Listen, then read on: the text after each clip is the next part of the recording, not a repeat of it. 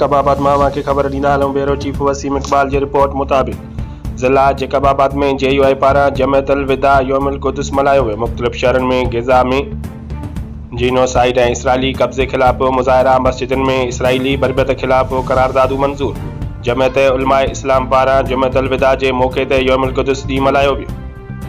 मुख़्तलिफ़ शहरनि में इसराइली बर्बत के खिलाफ़ मुज़ाहिरा किया विया। उन मौक़े ते JUI जे ज़िलई अमीर डॉक्टर AG अंसारी, मुफ्ती अली हसन बुरड़ो, असदुल्ला हैदरी ऐं ॿियनि तक़रीरुनि में चयो त UNO पारां फ़लस्तीन जी हिमायत में 400 खां वधीक क़रारदादू मंज़ूर कयूं वयूं आहिनि, पर उन्हनि ते अमल न हुजणु अक़वाम मुतहदा जी बेहसी आहे।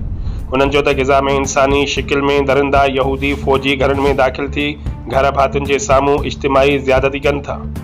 उन्हनि मुतालबो कयो त ग़ज़ा में जेनोसाइड ऐं जंगबंदीअ में आलमी दुनिया किरदारु अदा करे।